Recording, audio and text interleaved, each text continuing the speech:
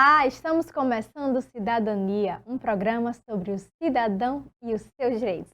Toda quinta-feira, 7 horas da noite, aqui, um programa inédito para você na TV Câmara Mossoró, canal 23.2 da grade da TCM.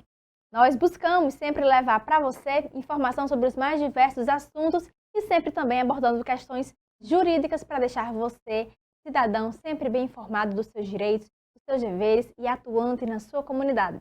Principalmente esse ano que nós teremos eleições, iremos às urnas eleger ou reeleger nossos representantes.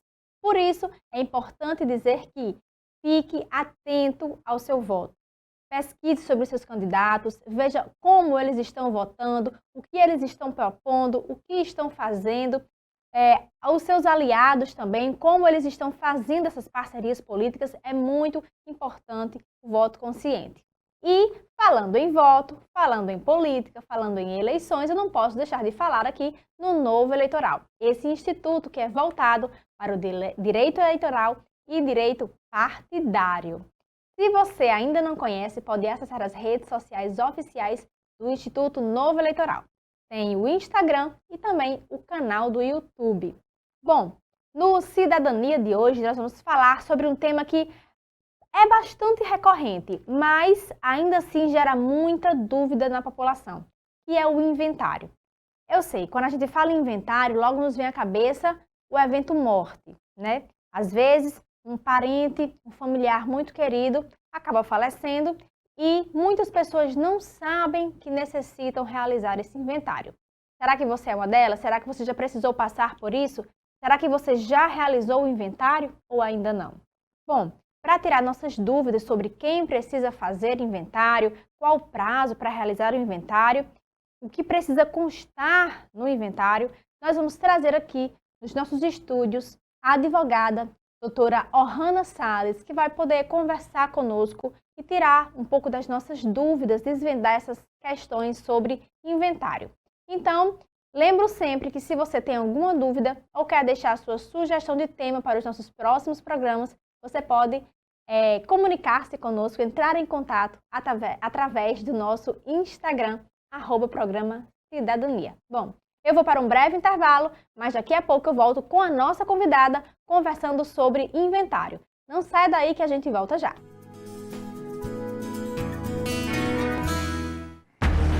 Os heróis da Marinha sempre estiveram presentes, garantindo nossa soberania, defendendo a Amazônia Azul, atuando em missões de paz pelo mundo, cuidando do nosso povo, mantendo a presença brasileira na Antártica. Estaremos sempre aqui, defendendo o nosso Brasil. Junho, data magna da Marinha. Heróis de sempre. Estamos de volta com o segundo bloco do Cidadania e aqui nos nossos estúdios já está a doutora Ohana Salles, que é advogada e mestranda em processo constitucional e vai poder conversar conosco um pouco sobre inventário. Quem precisa fazer, como fazer, se precisa de advogado, se pode fazer em cartório, essa e outras dúvidas, doutora Ohana vai poder tirar aqui hoje no Cidadania. Doutora Ohana, inicialmente nós gostaríamos de agradecer sua presença. É um tema ainda, né, que é pouco discutido, mas que gera muita dúvida nas pessoas. Então, muito obrigada pela sua disponibilidade em vir aqui conversar conosco sobre esse tema. Primeiramente, obrigada, Joyce, por esse convite. E realmente a intenção aqui é tentar esclarecer o máximo possível de dúvida das pessoas. Como você também comentou, as pessoas não têm muita noção de como funciona o inventário, até porque a gente tem muito receio de falar sobre morte, o que acontece com a morte e depois da morte. E o inventário realmente é uma consequência desse fato, Então, quanto mais a gente conseguir esclarecer as pessoas, até prático, para esse momento de dor, a gente conseguir passar com mais amenidade, se possível. Doutora Ohana, muita gente associa justamente o inventário à morte, como a senhora falou. Mas, em termos práticos, o que significa o inventário? O inventário é um processo, um tipo de ação que a gente dá entrada. Ele pode ser judicial ou extrajudicial, mas quando a gente comenta assim, juridicamente é uma ação. E aí essa ação a gente tem que dar entrada justamente com o fato morte. Uma determinada pessoa faleceu Então, a gente dá a entrada com essa ação. E aí, nessa ação, durante esse período de ação, a gente vai avaliar, fazer tipo um levantamento dos bens que essa pessoa deixou e depois, posteriormente, fazer a partilha. No caso, é interessante falar também que não só necessariamente os bens. Se a pessoa tiver alguma dívida, também vai entrar no inventário, os credores vão poder também participar nesse momento. E a gente tem que abrir esse momento de sucessão 60 dias após o fato do falecimento. E o processo, em regra, é para durar os próximos 12 meses, ou seja, você deu entrada, é para durar 12 meses subsequentes. Caso acontece, né, um caso mais complexo, ou então tenha muitas pessoas envolvidas, o juiz pode, ou de ofício, né, ele próprio decidindo que é necessário haver uma prorrogação, que vai durar mais esse processo, ele pode prorrogar, ou então, se alguma das partes achar necessário, também pode pedir para o juiz prorrogar, mas em regra para ser no máximo uns 12 meses após a abertura. Doutora Hanna, mas quem precisa fazer esse processo de inventário? Todas as pessoas, elas necessitam fazer esse processo? Se alguém puder dizer assim, mas eu não tenho bens, né? Então no caso do meu falecimento eu não vou deixar bens. Ou então, mas eu não tenho dívidas, eu não vou deixar dívidas se caso eu faleça. Mas ainda assim, quem precisa fazer o inventário? Então, essa pergunta é muito interessante, porque justamente as pessoas perguntam, se eu não tenho bem, eu vou fazer para quê? Né? Se meu pai, por exemplo, faleceu, eu vou fazer para quê? Se ele não tinha nada para eu dividir com meus irmãos e também não tinha, que a gente saiba, não tinha nenhuma dívida. Necessariamente é bom abrir o inventário para quem tem o que dividir, o que tem a partilhar. Mas o que a gente recomenda é que também se abra o inventário quando não tem o que se partilhar. Por que a gente fala isso? Por ser uma proteção justamente aos herdeiros. Esse tipo de ação é o inventário negativo, que é justamente os herdeiros vão entrar com essa ação e pedir para que o juiz, na sua sentença, em vez de fazer a partilha, dividir os bens, ele vai dizer justamente que não tem o que dividir e não tinha créditos. Por que eu falo que é um tipo de proteção? Porque se por acaso, posteriormente, aparecer um credor cobrando alguma coisa, você já vai ter aquele documento dizendo, olha, quando houve um momento de sucessão, um momento do inventário, a gente já fez todo o procedimento e a gente já viu que não tinha nada a ser deixado. Consequentemente, a dívida não vai ser quitada. Por que a gente fala isso? Como proteção também aos herdeiros. Porque a dívida do seu pai, por exemplo, que faleceu, não é transferida a você, né? Fica até o seu pai. Se seu pai tinha, por exemplo, uma dívida de R$500 e não deixou nada, não vai passar para os seus bens. É para ser pago com os bens que ele deixou. Se ele tiver, por exemplo, os R$500 e tinha uma dívida de R$10, você vai liquidar essa dívida e depois você vai partilhar com os seus outros herdeiros, né? Com as outras pessoas interessadas. Interessante, doutora, falar isso, porque a gente fala muito que não existe herança de pessoa viva, né? Então, muitas vezes, o nosso pai, por exemplo, tem um bem e a gente já está ali contando com aquele bem, que vai herdar aquele bem.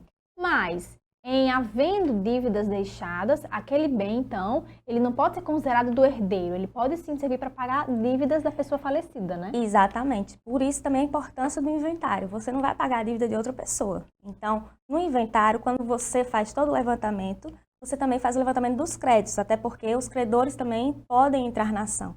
Então, consequentemente, os credores vão dizer, olha, seu pai infelizmente morreu, ok, mas ele está me devendo, estamos só falando assim, números só para vocês terem uma facilidade, R$10. Então, antes de você herdar, primeiro, durante o processo, a gente vai ter a liquidação dessas dívidas. Todo mundo que estiver devendo ao seu pai, que for interessado, né, que participar do processo, vai ter o seu momento de receber a quitação da dívida. E aí o que a gente fala é que o herdeiro, ou legatário, ele recebe a herança líquida, que seria o quê? O que sobrou das dívidas, o que sobrou de todas as pendências financeiras e econômicas do falecido, aí sim vai ser partilhado em quem estiver interessado como herdeiro ou legatário. Doutora Hanna, a senhora falou no inventário judicial e no extrajudicial. A senhora poderia explicar um pouco o que são essas duas modalidades e como fazê-las? Pronto, a gente tem tanto o judicial como o extrajudicial. O judicial, a gente tem que entrar obrigatoriamente se tiver alguma pessoa menor de 18 anos, ou incapaz, por alguma maneira, alguma forma ele está incapaz, tem alguma enfermidade, não está com discernimento. Então, até mesmo os que são menores de idade, né, que a gente chama. Aí, nesse momento, precisa do judiciário, porque vai ter também a intervenção, né, para defender o direito desses incapazes. Fora isso, se tiver testamento, também vai para o judiciário. E todos os herdeiros têm que estar de acordo. Quando você vê que não tem essas complexidades maiores, você pode ir para o cartório, que é o que a gente chama de extrajudicial. Doutora Hanna, como é que a gente vai para o extrajudicial? Todos os herdeiros são maiores, são capazes. Todos os herdeiros já têm uma noção do que são os bens, né? Já fez o levantamento e já estão de acordo no que vão dividir. Eles praticamente vão no cartório só para fixar, registrar e não ter o testamento. Aí você pode ir em qualquer cartório de nota, não precisa ser na residência dos herdeiros, não precisa ser na situação do bem. O que é a situação do bem? Eu tenho um imóvel, não precisa ser na cidade onde está aquele imóvel. Vocês podem escolher em comum acordo qual vai ser esse cartório. E aí, o cartório vai fazer esse documento, que é uma espécie de escritura pública.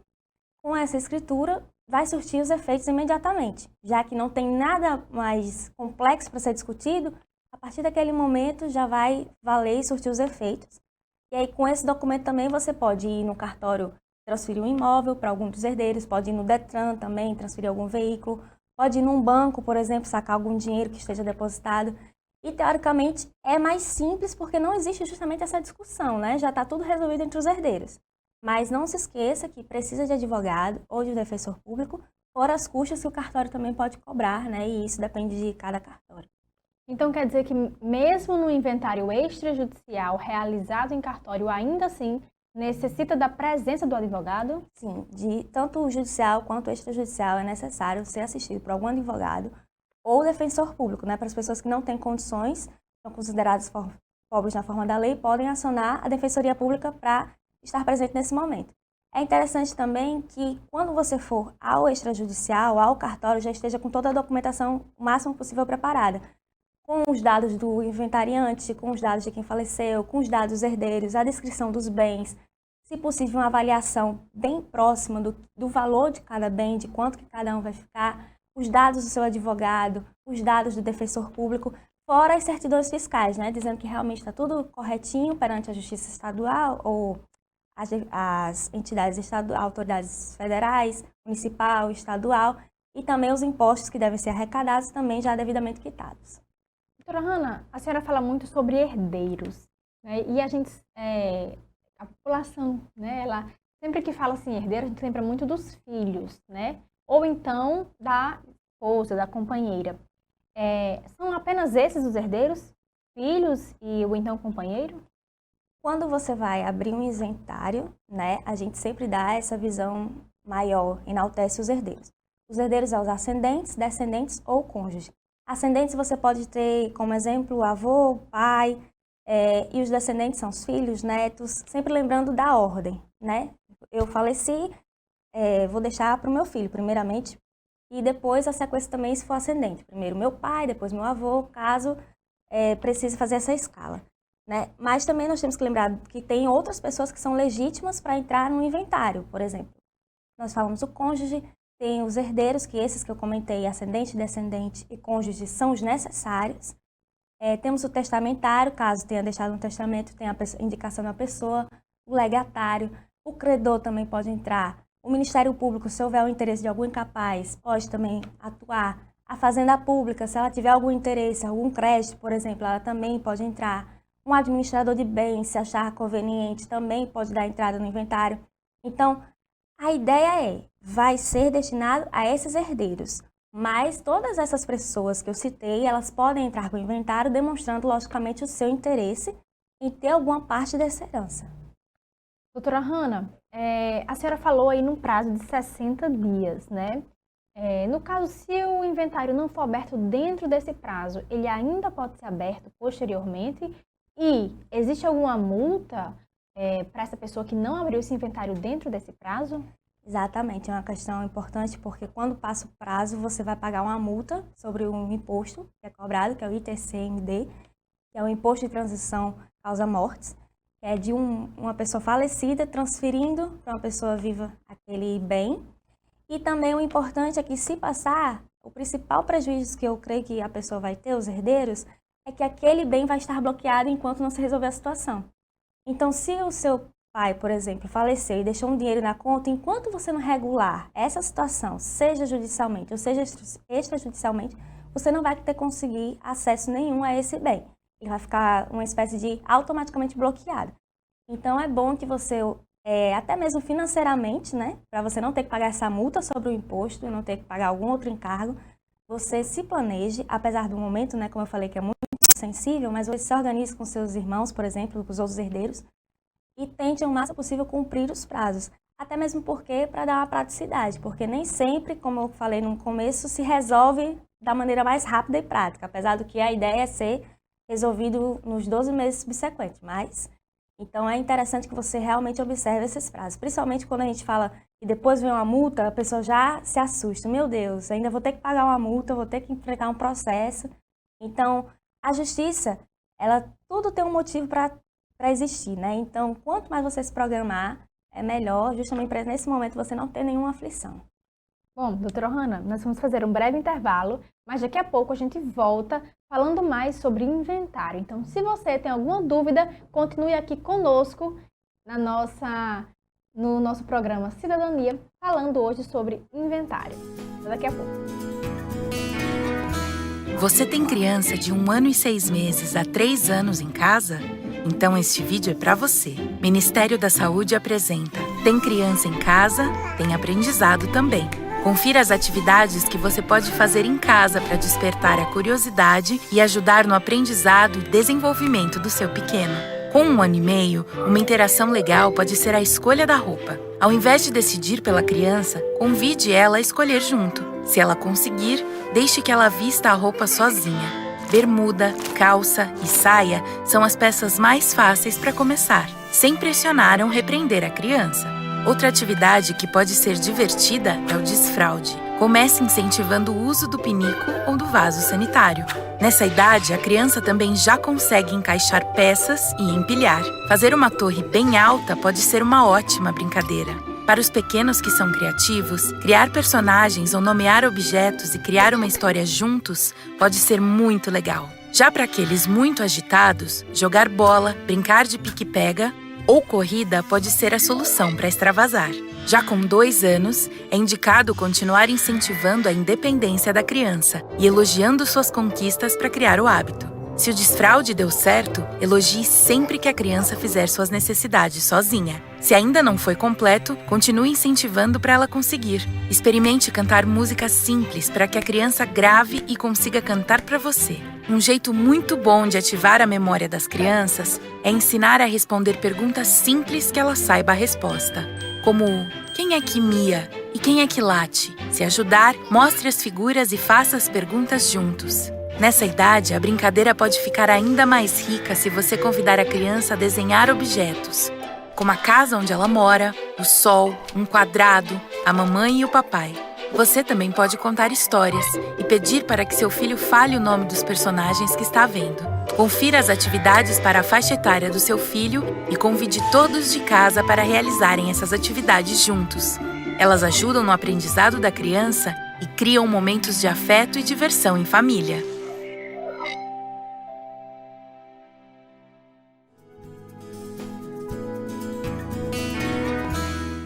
Estamos de volta com o terceiro bloco do Cidadania, aqui hoje conversando com a doutora Ohana Salles, que é advogada e está falando um pouco, tirando nossas dúvidas sobre inventário. Doutora Ohana, nós falávamos no bloco anterior, né, sobre questão de prazo, quando a pessoa ainda não abriu o inventário, a importância de fazê-lo. Então, só para a gente finalizar, né, esse ponto. Caso uma pessoa tenha falecido e os seus herdeiros ainda não tenham realizado o inventário, esses herdeiros, então, eles não podem movimentar, transferir esses bens, é isso? Exatamente. Enquanto você não resolver, através de um inventário, seja judicial ou extrajudicial, os bens do falecido vão ficar numa espécie de bloqueio.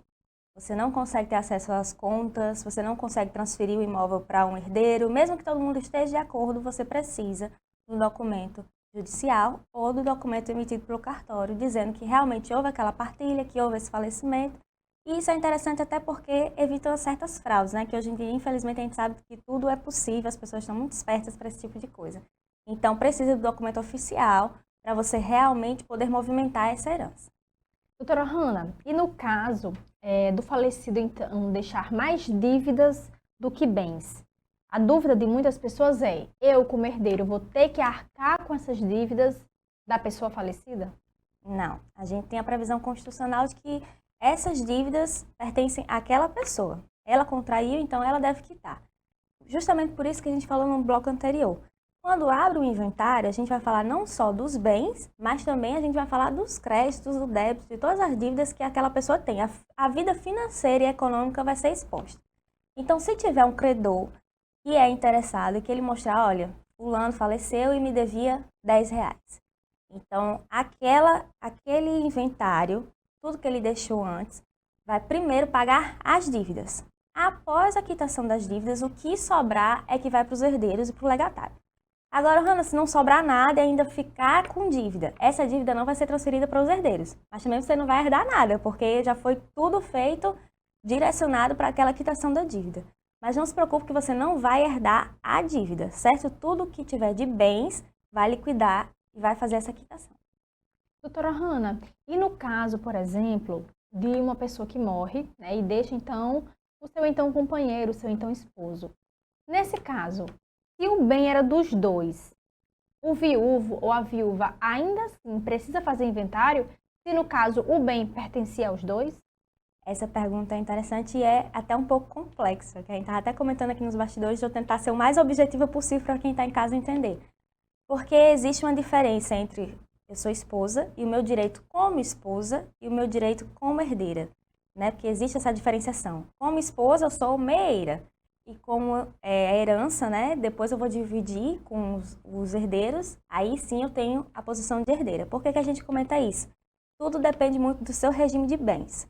A gente sabe que existe comunhão universal, comunhão parcial, separação obrigatória, separação que as pessoas escolhem, né? Separação total dos bens. E aí, dependendo do seu regime de bens, você já tem uma parcela naquele bem que está sendo discutido.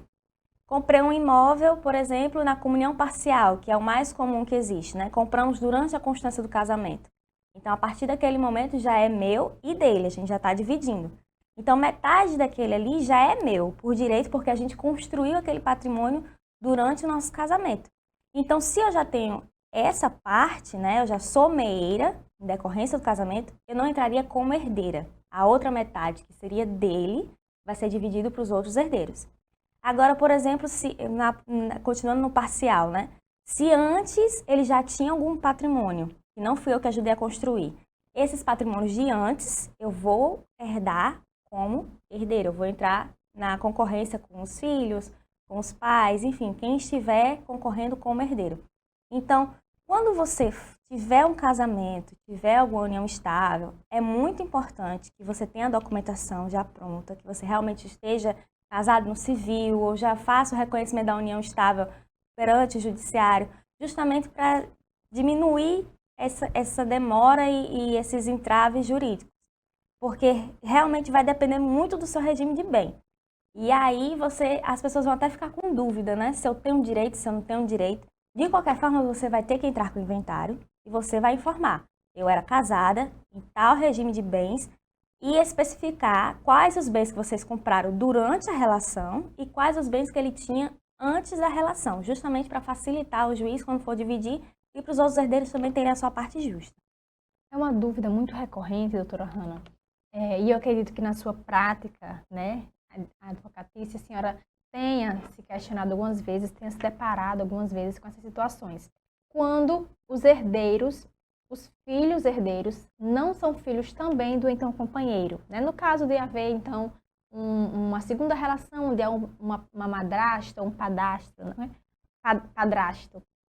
Nesses casos, existe alguma preferência pelos filhos ou pelo então viúvo ou viúva? Porque quando a gente vê muito, né? Quando é uma relação onde os herdeiros são mãe e filhos ou pai e filhos, a relação ela parece ser mais amigável do que quando a gente se depara com filhos e um padrasto ou madrasta, né? É interessante lembrar que filhos, por exemplo, vindos de relação com madrasta, padrasto, enfim, são considerados filhos. Filhos que são adotados também são considerados filhos. Mas em relação à partilha, no momento da partilha, os descendentes têm preferência, ou seja, os filhos teriam preferência. Até porque se houver, como eu comentei antes, o regime de bens, o cônjuge, né, o companheiro já vai ter um direito devido à relação que teve com aquele falecido. E então, em regra, os filhos, né, que a gente fala os descendentes, mas a gente sempre pensa primeiro nos filhos, os descendentes vão ter essa preferência, né? Mas isso não descarta que o cônjuge também receba alguma coisa ou então algum ascendente. Depende muito da relação que foi exposta perante o judiciário ou extrajudicial. Doutora Hanna, e quando a gente fala de inventário, a gente escuta muito algumas expressões, por exemplo, partilha, a senhora já usou várias vezes aqui, e também formal. Existe alguma diferença? São sinônimos? O que significam esses termos? A partilha é quando você compreende que houve a divisão entre os que são herdeiros ou legatários ou os outros interessados. Isso é uma espécie de ato, né? É um fato. E o formal, na verdade, a gente pode considerar o documento que é o resultado de tudo isso. Quando você vai no judiciário, vai ter um documento formal que vai ser a junção da certidão do juiz, informando como houve o processo. Aí vai ter os dados de quem está recebendo, dos herdeiros. Vamos ter a sentença, o trânsito em julgado, as certidões devidamente da esfera municipal, estadual, federal. E também vai ter a relação dos impostos pagos, por exemplo.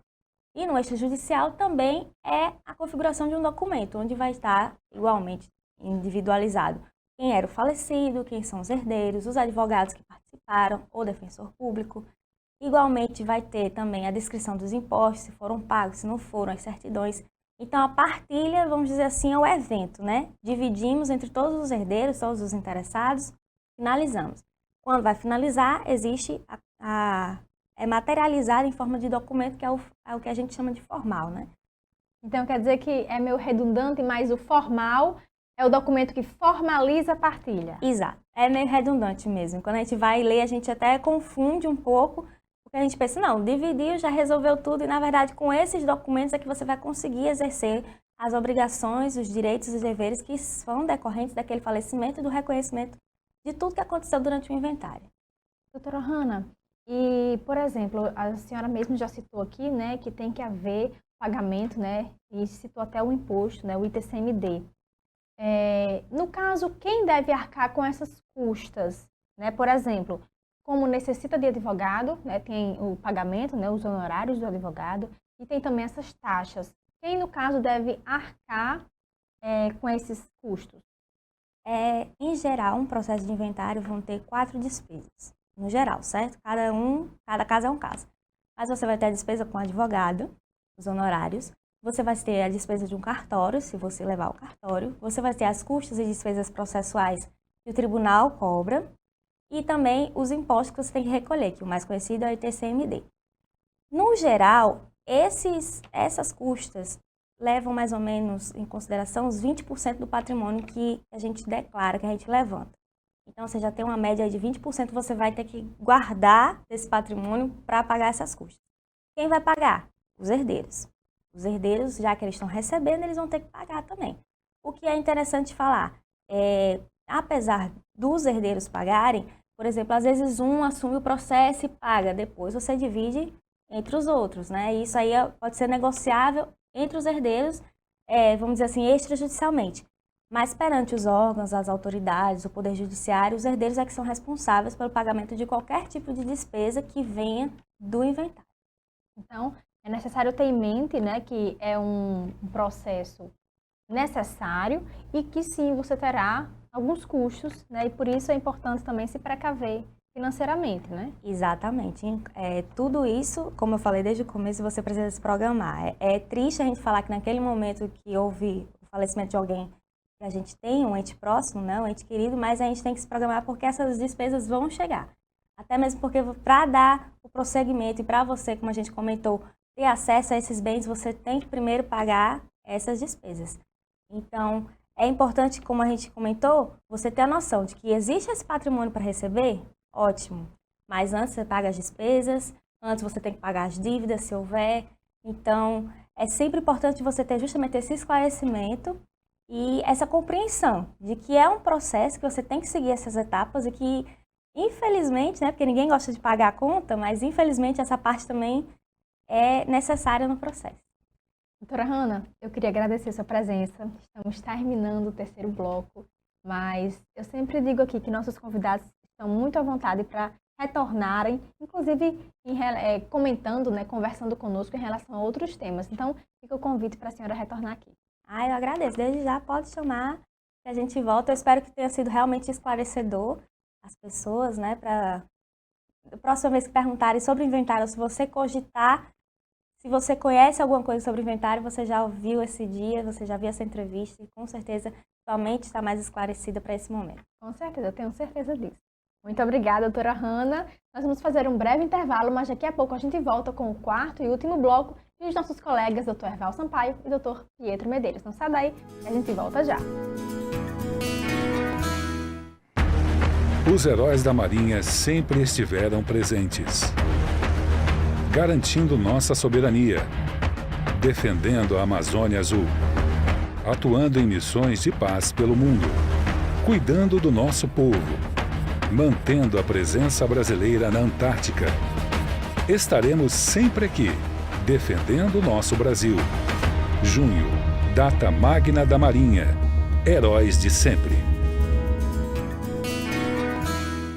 E para finalizar o nosso programa de hoje, nós vamos chegando com o quarto e último bloco do Cidadania. E eu já vou chamando então o nosso colega, doutor Erval Sampaio, que sempre chega aqui com o quadro Em Pauta, falando sobre temas quentes do direito e da política brasileira, sempre analisando situações, os eventos que estão ocorrendo juridicamente no Brasil, e ele sempre com sua opinião, sempre muito autêntica. Doutor Erval, vem, que agora é com você.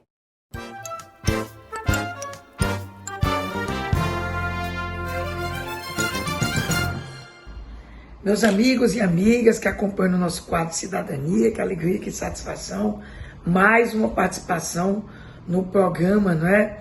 Em Pauta, aqui discutindo temas polêmicos.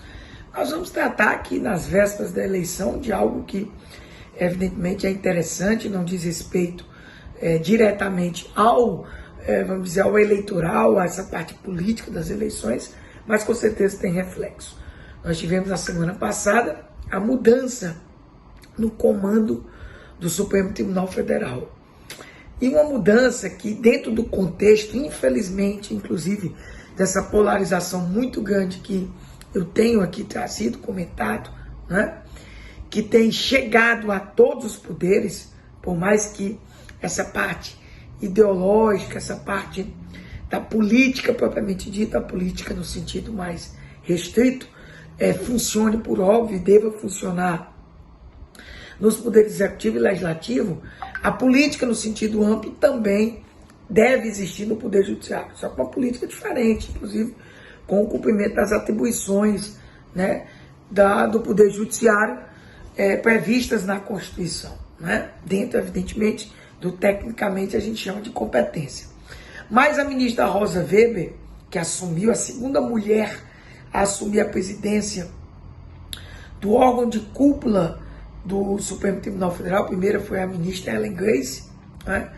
A ministra Rosa, que é juíza de carreira, ela fez a sua carreira toda na Justiça do Trabalho, né? Até chegar ao Supremo Tribunal Federal, chega num momento que indiscutivelmente, né, nós não podemos negar, um momento tenso. Primeiro porque todos têm visto, não estou dizendo que é errado, estou retratando, para mim até existem alguns exageros. Tudo tem se levado ao Poder Judiciário, né? É o que a gente chama de terceiro turno, quarto turno, né? Só para fazer aí uma figura de linguagem. Ou seja, as instâncias políticas, as instâncias partidárias, né, não conseguem muitas vezes, dentro das regras do jogo, eu diria, né, dentro da política propriamente dito, as suas vitórias, tá? Mas não estou também contestando isso. A democracia como um todo deve acolher, inclusive, das lutas empreendidas pela minoria, e muitas das questões cruciais do país são decididas, né, pelos ministros do Supremo Tribunal Federal.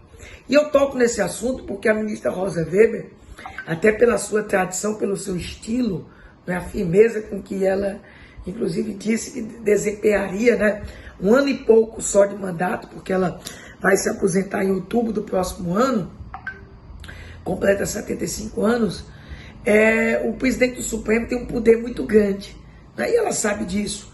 É o chamado poder de agenda. Então, ela vai, com certeza, dentro da sua visão, né, dentro, inclusive, do seu perfil, né, perfil, inclusive, que é conhecido por todos, né, é muito claro o estilo da nossa ministra, ela, evidentemente, vai se deparar, penso eu, não só com alguns aspectos pós-eleições complicados, né? Nós sabemos que no Tribunal Superior Eleitoral assumiu o ministro Alexandre Moraes, já, me permita aqui a expressão, com 1001 pepinos. Então, faz parte hoje assim empurrar para o Poder Judiciário. E aí a ministra vai ter que ter muito jogo de cintura, porque penso eu que muitos dos casos que estão sendo submetidos ao crivo do Poder Judiciário, em especial, eu diria, ao próprio Tribunal Superior Eleitoral e com ênfase agora o Supremo Tribunal Federal, tem que se ter muita cautela, equilíbrio, né? Até para que não se tensione ainda mais, né, todo esse momento vivido e também, por outro lado, não se deixe de cumprir a Constituição, quando diz que lesão, ameaça de lesão a direito, né, não deve ser excluída de apreciação do Poder Judiciário. Então, penso eu que a ministra tem que conduzir com muita parcimônia, com muito equilíbrio, muita ponderação, tudo que diz respeito, né, a essa preocupação do que a gente chama de judicialização da política. Ela firmou os seus compromissos, né, espero que as cumpra. E fazendo o link que eu deixei de propósito para fazer no final, o próprio ministro Fux, né, que lutou, inclusive, para que decisões individuais dos ministros não fossem, vamos dizer assim, feitas, né, não fossem executadas, prolatadas, porque ele pode, evidentemente, os ministros decidir individualmente, a decisão válida pelo colegiado. O ideal é que se continue a tentar cumprir essa promessa de que o Supremo deve decidir colegiadamente, principalmente esses temas mais palpitantes e que são levados, né, pela classe política ao judiciário. Então a gente espera que a ministra realmente faça um grande mandato. Ela tem uma bagagem muito grande e eu particularmente tenho uma esperança muito grande que ela possa desatar e avançar vários nós, vários gargalos do Poder Judiciário e equilibrar todos esses temas que são levados ao Supremo Tribunal Federal. Um grande abraço e até, quem sabe, uma visita breve ao estúdio da TV Câmara Mossoró.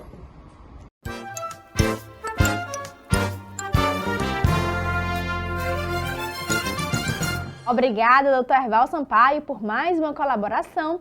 E de doutor Erval Sampaio, eu vou passando então para doutor Pietro Medeiros no quadro O Povo Quer Saber. Ele que é sempre muito prestativo e responde aos seus questionamentos sobre os temas mais comuns, recorrentes e duvidosos no direito. Doutor Pietro, vem que agora é sua vez.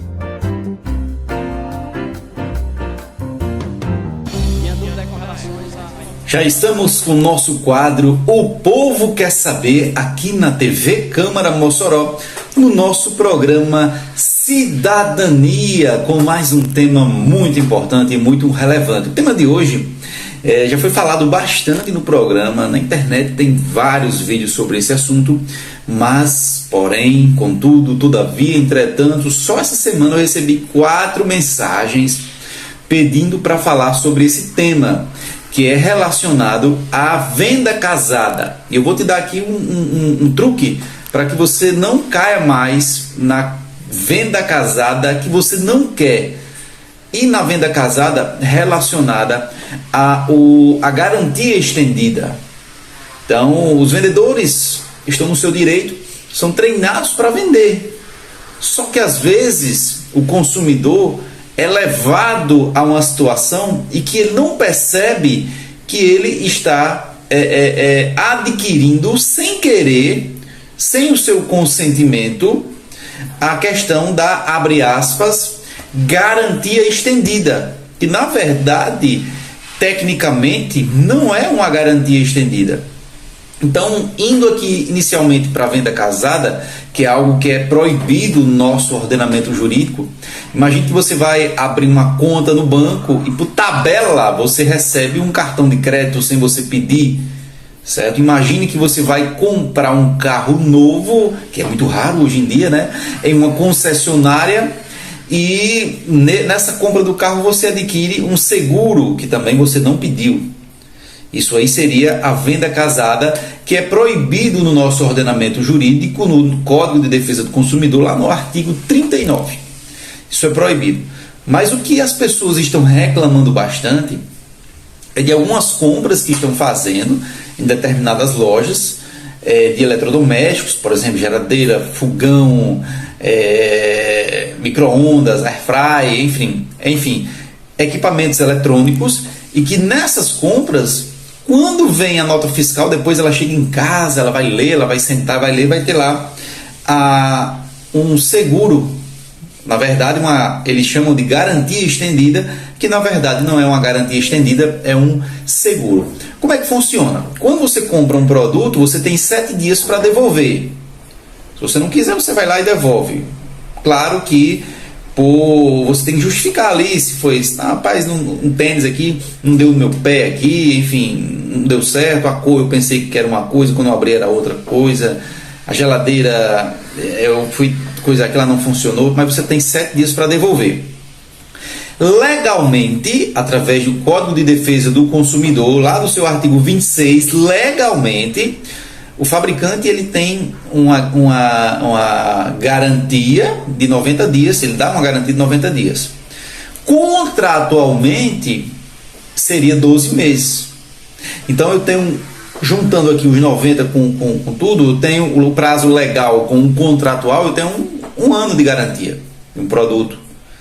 Certo? Eu agora comprei um smartwatch, um relógio inteligente, e deu problema.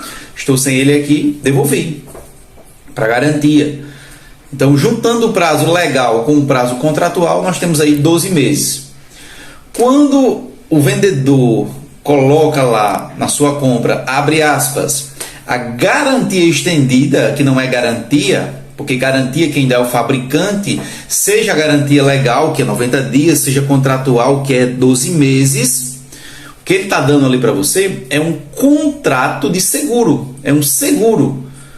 Se você quiser, não tem problema. Se você quiser esse seguro, além dos 12 meses, você ficar com seu micro-ondas amparado ali por 2 anos, 12 meses relacionados ao prazo legal e contratual e mais 12 pelo seguro que é oferecido pela loja, de forma terceirizada, não tem problema. O problema é quando você compra algo e é dada a informação que você vai ter um seguro de 2 anos dado pela loja, que aí é mentira, isso aí é uma venda casada. Eles ganham comissão para fazer isso aí em cada seguro que é colocado, tá bom?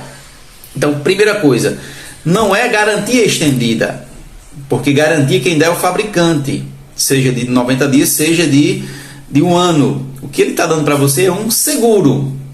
Qual é a técnica que você vai usar, que aconteceu comigo há uns 2 anos, em uma loja aqui na minha cidade? O que é que você vai verificar? Quando você vai lá o produto, ele vai dizer assim, olha, o produto aqui, ele é R$180, garantia de 1 ano aqui, mas a gente está aqui com uma promoção que se você pagar R$200, você vai ter aqui um desconto e tal, e sua garantia vai ficar por R$200. Certo? Ou o valor do produto vai ficar por R$200. Na verdade, ele está colocando para você um seguro a mais. Quando você for ao caixa, você for pagar no cartão de crédito, a pessoa vai dizer o seguinte, olha, eu estou com um probleminha aqui na máquina e eu vou precisar passar o cartão 2 vezes. Aí você já tem que ficar atento. Por quê? Porque a primeira passada do cartão é da compra, a segunda separada é do seguro.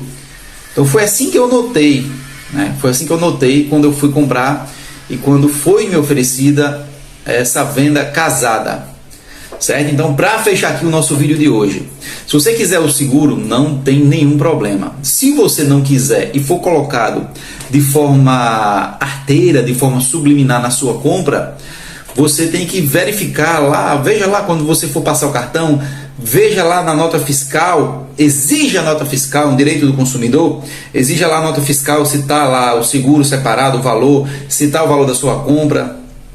Pergunte ao vendedor A garantia aqui de quanto tempo? Ele vai dizer de 2 anos? Não, é de 1 ano pelo fabricante, incluído aí o prazo legal e o prazo contratual.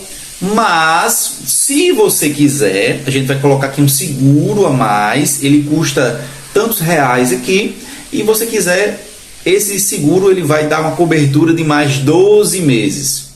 Então, o primeiro mito que você tem que ter é que não é garantia estendida. A garantia quem dá é o fabricante. Tranquilo? O que ele vai te dar por fora é um seguro. Então, fique atento. Se você quiser adquirir, não tem problema. Eu já adquiri algumas vezes também.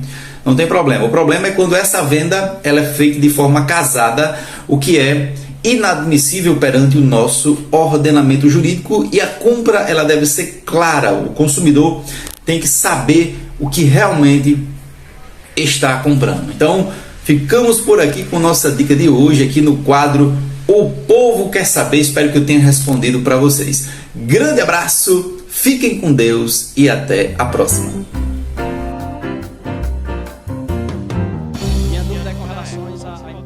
Obrigado, Dr. Pietro Medeiros. Agradeço aos nossos colaboradores, Dr. Ervaldo, Dr. Pietro, e a você que mais uma vez nos acompanha aqui na tela da TV Câmara Mossoró.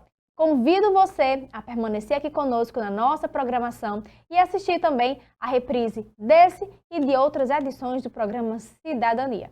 Até a próxima semana, espero aqui no mesmo horário, quinta-feira, 7 horas da noite. Tchau!